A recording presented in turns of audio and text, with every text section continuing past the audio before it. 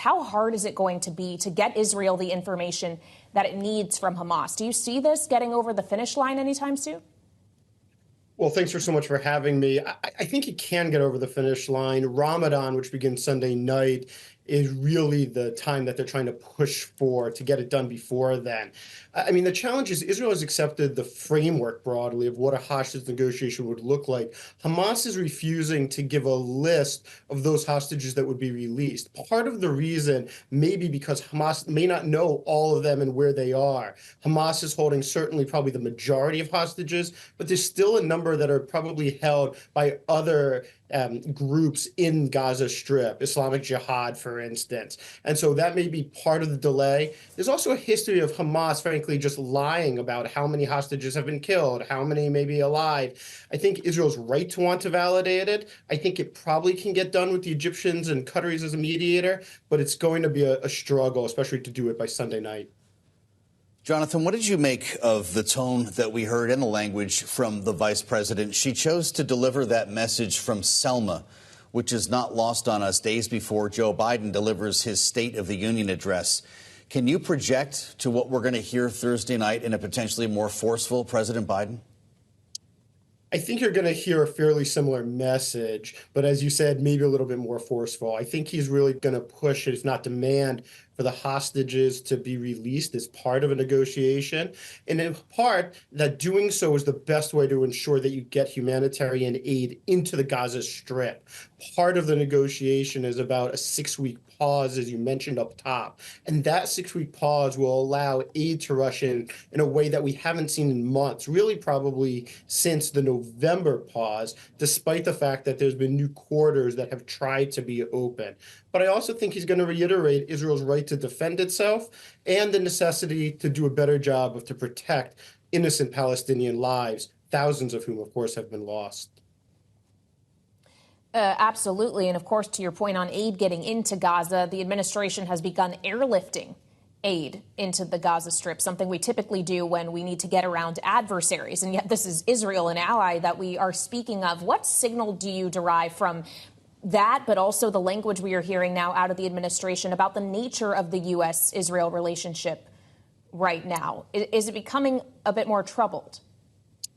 So I think on the aid part, there's two parts of this. One is there's a real security challenge, as we saw in the horrific incident late last week about whether people to be able to provide security to deliver the aid. The other challenge is certainly that Israel has not opened as much crossings and provided the support that the U.S. has been pushing for in a much more forceful way now for probably about a month or so. I think it does reflect a broader split between where the Biden administration is and where Prime Minister Netanyahu is. I think that's a split that you're seeing play out in real time with Benny Gantz in Washington, D.C., against the wishes of Prime Minister Netanyahu. He nevertheless met with Vice President Harris. He met with senior members of the NSC. He's going to see Tony Blinken tomorrow, the Secretary of State. And so I think you're starting to see some of those tensions come to the fold. But in the end, I still think that the U.S. and President Biden in particular is committed to really trying to ensure Israel's security, but do it in a way that provides maybe more relief to Palestinians who have been suffering and really, really struggling in such a horrific way. Well, as you said, Jonathan, Israel says it will not send negotiators to Cairo unless it gets that list of hostages from Hamas. As long as that's the case, if you don't believe Hamas can generate all of that information to the satisfaction of Benjamin Netanyahu, what are we talking about here? That means no one goes to Cairo, right? So a couple things. One, I think it's possible that Hamas probably can generate the list or something close to it that might be sufficient for Israel. The other option is, look, just because Israelis won't go to Cairo doesn't mean you might not have American officials or even Egyptian officials go to Israel. From the very beginning, this hasn't been a direct negotiation, obviously. The Qataris and the Egyptians have been mediators. We saw they met in Paris along with CIA Director Bill Burns not long ago to try to create the framework for this deal. So I think there are ways to get around this, but it's going to take time. And while I'm cautiously optimistic, it is far from a sure thing at this point.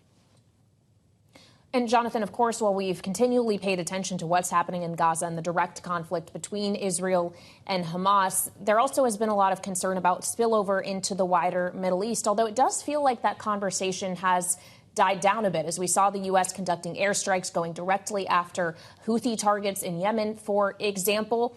Can you just give us a reality check of how hot things are still in the region? Yeah, I think they're actually pretty hot. I do think that the Houthi challenge has slightly calmed as you see the U.S. coalition, U.S.-led coalition, continuing to go after the Houthis in a pretty strong way. On the other hand, I think there's increasing concern about tensions in the north of Israel along the Lebanon-Israel border. You're seeing more and more Israeli officials talk about the need to go after Hezbollah in Lebanon, and with the potential for that to trigger what would be a broader war, I think is actually growing. There was really a lot of concern when this conflict erupted in October that would happen. It really has kind of waned since, as Hezbollah and Israel got into almost a pattern of back and forth volleys.